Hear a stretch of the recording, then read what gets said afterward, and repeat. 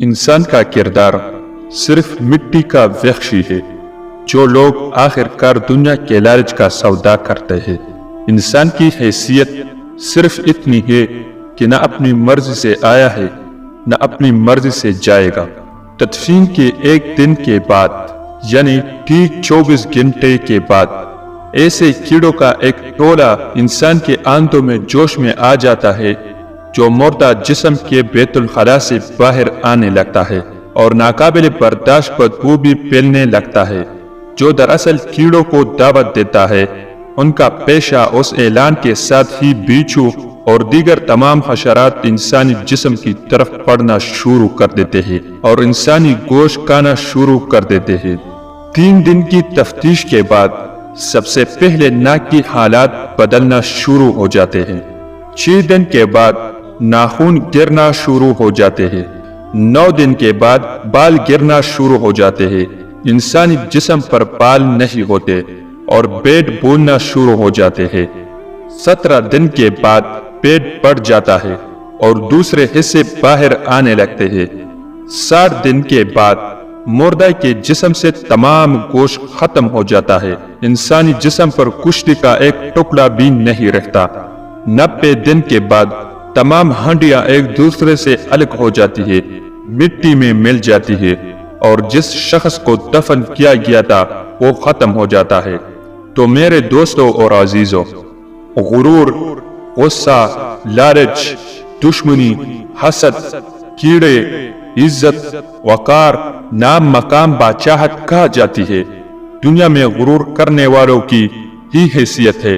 آج پوری دنیا آزادی اور مساوات کا نعرہ لگا رہی ہے کہ ہم کسی سے کم نہیں، تو ایسے لوگوں کو سمجھ لینا چاہیے کہ ساری دنیا کبھی برابر نہیں ہو سکتی۔ سورج دن اور چاند رات کو ہی نکلے گا، چاہے دنیا چاند تک پہنچ جائے۔ کم از کم سانس تو دکھائے جو لوگ خدا کو بھول کر دنیا کی ہوش اور لالچ، دولت اور شہرت میں مبتلا ہو جاتے ہیں۔ اچھے لوگوں کو اپنے پاؤں کی چوٹی سمجھتے ہیں، اللہ کا حکم نہیں مانتے۔ ایسے لوگوں کا انجام بہت برا ہوتا ہے۔ دنیا کی محبت میں آخرت کو بھول کر جہنم کو اپنا مقدر بنا لیتے ہیں۔ نہ میرا ایک ہوگا، نہ تیرا لاکھ ہوگا، نہ تیری تعریف ہوگی۔ تم بھی راکھ ہو جاؤ گے، میں بھی راکھ ہو جاؤں گا۔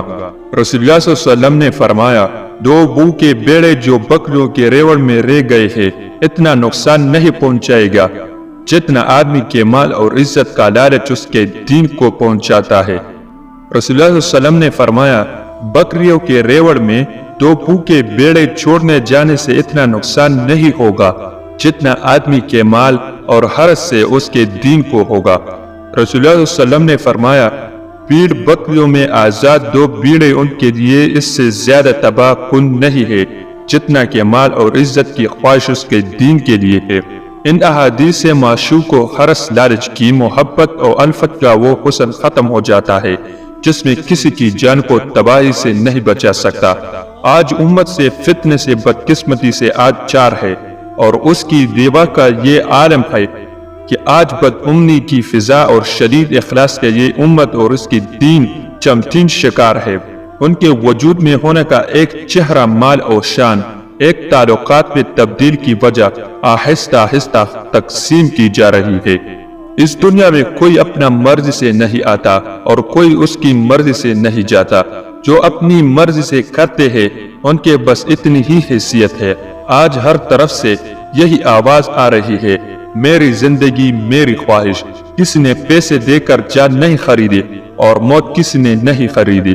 اگر آپ کو سب کچھ اتنی ہی مرضی سے کرنا ہے تو آپ اپنی مرضی سے موت کہہ سکتے ہیں اور تمام بے اولادوں کو بھی اپنی مرضی سے ایک بچے کو زندگی دینا چاہیے، جس طرح کسی چیز کی ایکسپائری ڈیٹ ہوتی ہے۔